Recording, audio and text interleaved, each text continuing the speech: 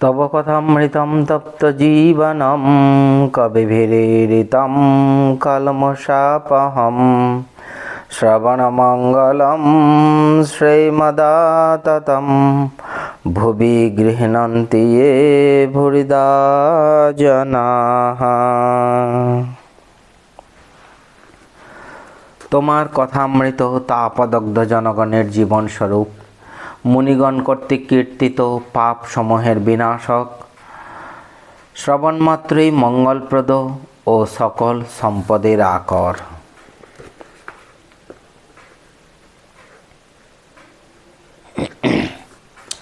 আমরা আগের দিন পড়েছি 318-19 পৃষ্ঠা, একদম 321 পৃষ্ঠা পর্যন্ত পড়েছিলাম। ঠাকুর বলছেন আগে আগে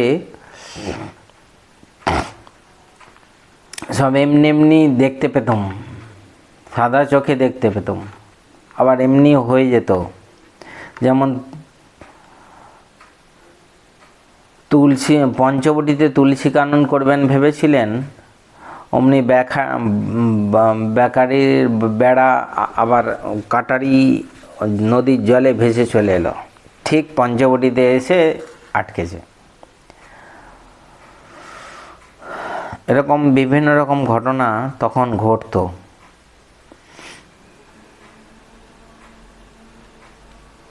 বলছেন যখন এই অবস্থা হলো আর পুজো করতে পারলাম না, বললাম মা আমায় কে দেখবে মা?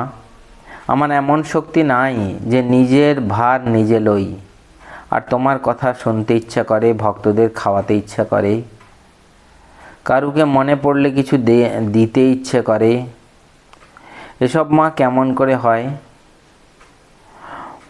মা তুমি একজন বড় মানুষ, পেছনে দাও, তাই তো সেজবাবু এত সেবা করলে। আবার বলেছিলাম মা আমার তো সন্তান হবে না, কিন্তু ইচ্ছে করে একটি শুদ্ধ ভক্ত ছেলে আমার সঙ্গে সর্বদা থাকে, সেইরূপ একটি ছেলে আমায় দাও, তাই তো রাখাল হলো। যারা আত্মীয় তারা কেউ অংশ কেউ কলা। তারপর মাস্টারমশাই ওই পঞ্চবটির একটি ডাল নিয়ে যাচ্ছেন। ঠাকুর বলছেন, মাস্টারমশাই বলছেন যে একটা কচি ডাল ভেঙে নিয়ে গেছি, বাড়িতে রেখে দিয়েছি। ঠাকুর বলছেন কেন? বলছেন দেখলে আহ্লাদ হয়, একসময় এই জায়গাটি মহা তীর্থ হবে। ঠাকুর তখন বলছেন কি পেনেটির মতো মস্করা করছেন। তারপরে ছোট খাটটিতে বসে আছেন, ভক্তমাল গ্রন্থের একটা অংশ, জয়মল রাজার অংশ পাঠ করা হচ্ছে। সেখানে জয়মল রাজা পুজো করছিলেন, এমন সময় শত্রু রাজ্য থেকে আক্রমণ করেছে, কিন্তু জয়মল রাজা পুজো ছেড়ে ওঠেননি। পুজো শেষ করে তবে উঠবেন, এরকম একটা চিন্তাভাবনা মাথার মধ্যে আছে। এদিকে শত্রুরা এসে গেছে, সবাই রাজাকে বলছে যে এখন শত্রুরা এসে গেছে, এখন যদি না ওঠো তাহলে কিন্তু সব আক্রমণ কর। কিন্তু রাজা ওঠেনি। তখন দেখা গেল যে একটা ঘোড়া, যখন পুজো শেষ হলো তখন রাজা উঠে দেখলো যে ঘোড়াটা মন্দিরে বাঁধা আছে, আর ঘামে দরদর করে ঘামছে। আর এদিকে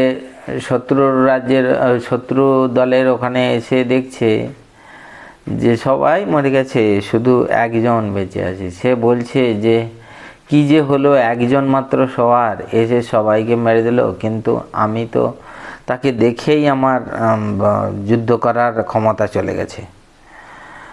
তারপরে জানতে পারলো যে সেই শ্রীকৃষ্ণ নিজে এসে, শ্যামলজি নিজে এসে যুদ্ধ করেছেন। তখন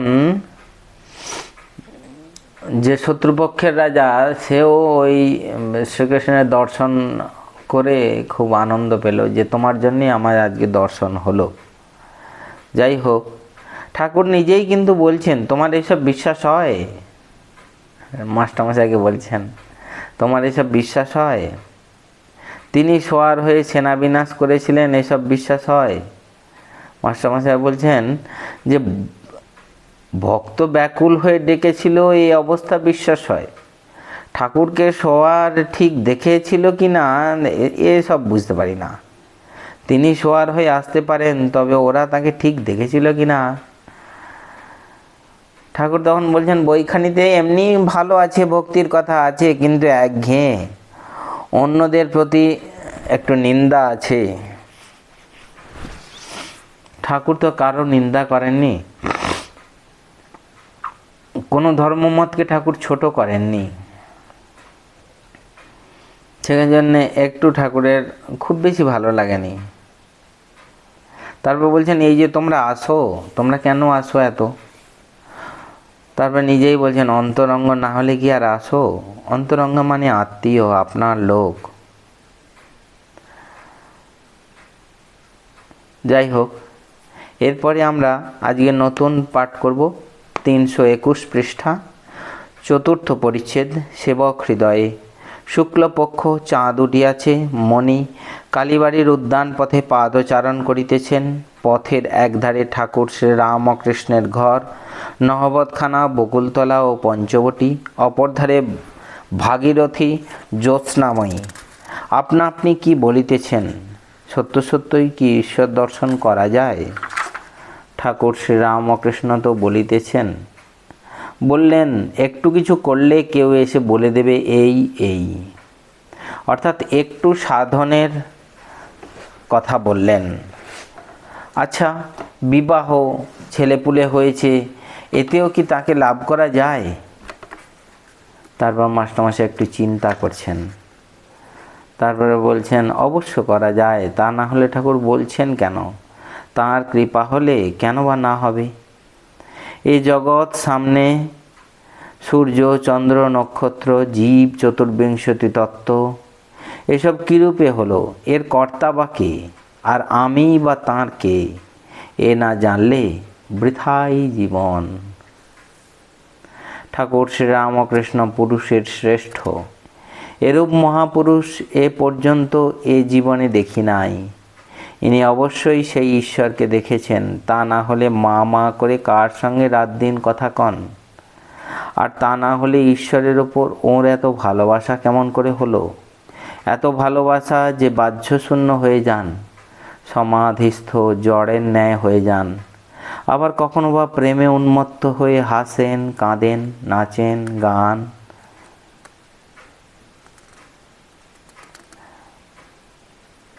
এগুলো সব মাস্টারমশাই নিজের স্বগোক্তি করছেন, যে উনি নিজেই ভাবছেন যে আমি তো বিবাহ করেছি, আমার তো সন্তান হয়েছে, তাহলে কি ঈশ্বর দর্শন হবে? আবার ঠাকুর বলেছেন যেহেতু, সেহেতু ভাবছেন হ্যাঁ হবে, বই কি, কেন হবে না? এই মহাপুরুষ যখন বলছেন। যাই হোক, আমরা পরের অংশ পড়ব। পঞ্চম পরিচ্ছেদ, মণি, রামলাল, শ্যাম ডাক্তার, কাঁসারিপাড়ার ভক্তেরা। অগ্রহায়ণ পূর্ণিমা ও সংক্রান্তি, শুক্রবার 14 ডিসেম্বর 1883 খ্রিস্টাব্দ। বেলা প্রায় 9টা হইবে। ঠাকুর শ্রীরামকৃষ্ণ তাঁহার ঘরের দ্বারের কাছে দক্ষিণ পূর্ব বারান্দায় দাঁড়াইয়া আছেন। রামলাল কাছে দাঁড়াইয়া আছেন। রাখাল লাটু নিকটে এদিকে ওদিকে ছিলেন। মণি আসিয়া ভূমিষ্ঠ হইয়া প্রণাম করিলেন। ঠাকুর বলিলেন, এসেছ? তা আজ বেশ দিন। তিনি ঠাকুরের কাছে কিছুদিন থাকিবেন, সাধন করিবেন। ঠাকুর বলিয়াছিলেন, কিছু করলেই কেউ বলে দেবে এই এই। এইটা মাস্টারমশাইয়ের খুব মনে আছে, যে তোমার এবার সময় হয়েছে, কিছু করলেই কেউ বলে দেবে এই এই। সেই জন্য ঠাকুরের কাছে এসেছেন, কয়েকদিন থাকবেন, সাধন ভজন করবেন। ঠাকুর বলিয়া দিয়াছেন, এখানে অতিথিশালার অন্ন তোমার রোজ খাওয়া উচিত নয়। দেখুন, সাধু কাঙালের জন্য ও হয়েছে, তুমি তোমার রাঁধবার জন্য একটি লোক আনবে, তাই সঙ্গে একটি লোকও এসেছে। তাহার কোথায় রান্না হইবে? তিনি দুধ খাইবেন। ঠাকুর রামলালকে গোয়ালার কাছে বন্দোবস্ত করে দিতে বললেন। করিয়া দিতে বলিলেন। শ্রীযুক্ত রামলাল অধ্যাত্ম রামায়ণ পড়িতেছেন ও ঠাকুর শুনিতেছেন। মণিও বসিয়া শুনিতেছেন। মণি মাস্টার মশাই আমরা জানি। রামচন্দ্র সীতাকে বিবাহ করিয়া অযোধ্যায় আসিতেছেন। পথে পরশুরামের সহিত দেখা হইল। রাম হরধনু ভঙ্গ করিয়াছেন শুনিয়া পরশুরাম রাস্তায় বড় গোলমাল করিতে লাগিলেন। দশরথ ভয়ে আকুল। পরশুরাম আর একটা ধনু রামকে ছুঁড়িয়া মারিলেন, আর ওই ধনুতে জ্যা রোপণ করিতে বলিলেন। রাম ঈষৎ হাস্য করিয়া বাম হস্তে ধনু গ্রহণ করিলেন ও জ্যা রোপণ করিয়া টঙ্কার করিলেন। ধনুকে বাণ যোজন করিয়া পরশুরামকে বলিলেন, এখন এ বাণ কোথায় ত্যাগ করব বলো। পরশুরামের দর্প চূর্ণ হল। তিনি শ্রীরামকে পরব্রহ্ম বলে স্তব করিতে লাগিলেন।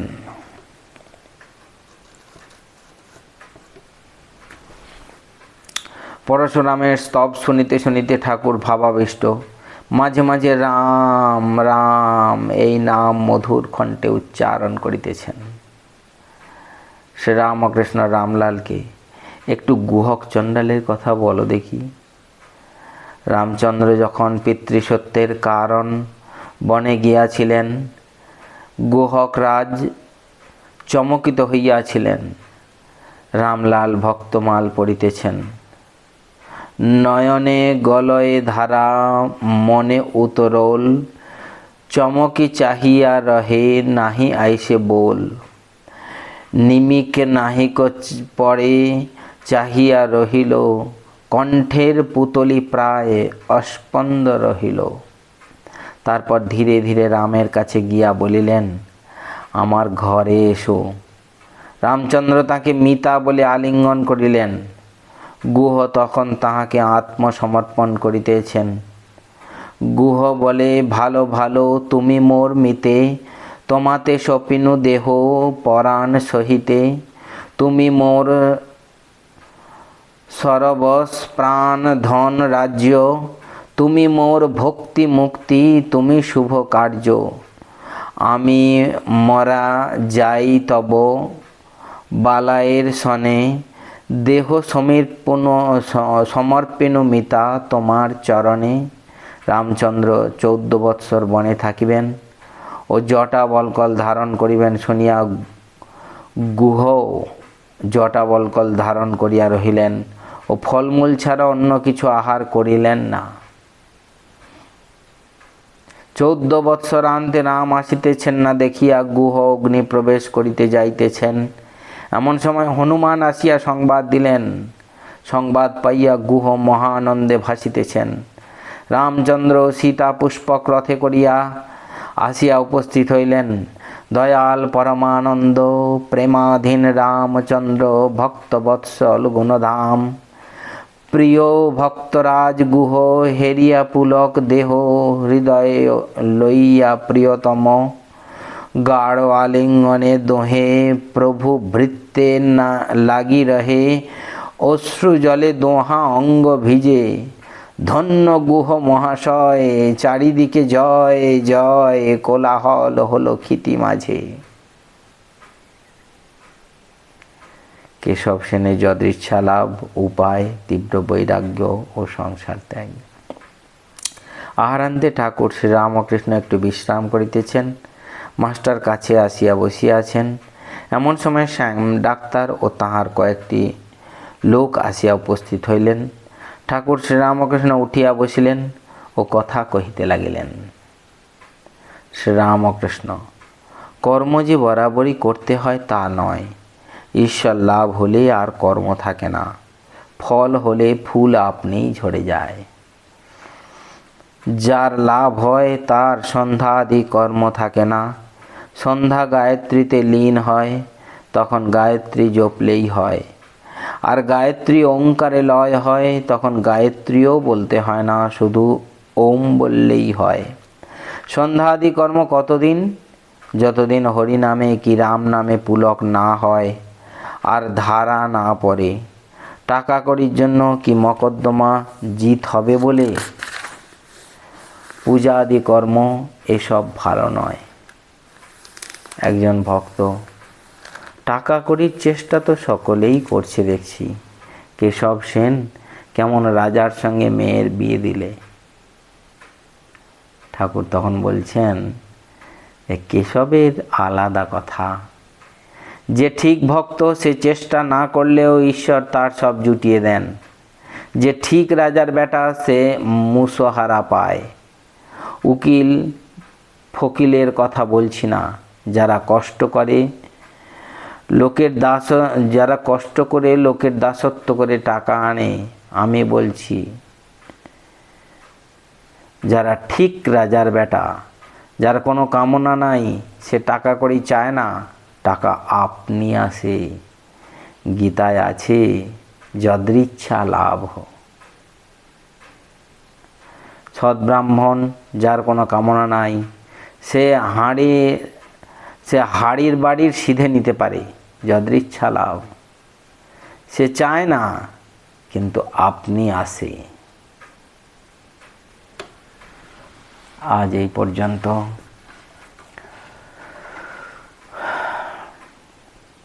কেশবের কথা বলতেই ঠাকুর আপনি ফস করে উঠেছেন। কেশবকে যিনি ভালোবাসেন না, কেশব সত্যিকারের ভক্ত। ঠাকুর বলছেন যে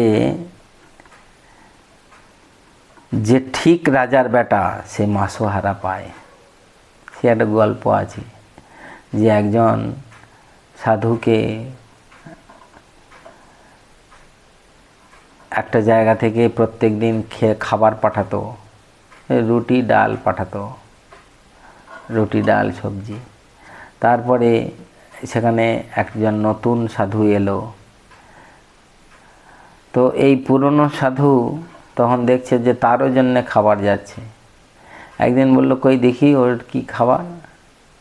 দেখছে তার জন্য মন্ডা মিঠাই অনেক কিছু, আর ওর জন্য ডাল রুটি। বলে, আমার জন্য ডাল রুটি আর ওর জন্য মন্ডা মিঠাই। তখন যে খাবার পাঠাতো তাকে খবর দিলে। সে বললে যে ও তো রাজার বেটা ছিল, ও তো সব ছেড়ে দিয়ে এসেছে, তুমি কি ছেড়ে দিয়ে এসেছো?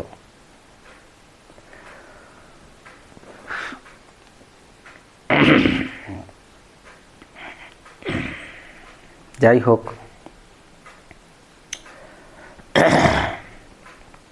আজ এই পর্যন্ত। ওম নিরঞ্জনং নিত্যমনন্তরূপং ভক্তানুকম্পাধৃতবিগ্রহং বৈ ঈশাবতারং পরমেশমিড্যং তং রামকৃষ্ণং শিরসা নমামঃ। ওম শান্তি শান্তি শান্তি। হরি ওম তৎসৎ। শ্রীরামকৃষ্ণার্পণমস্তু।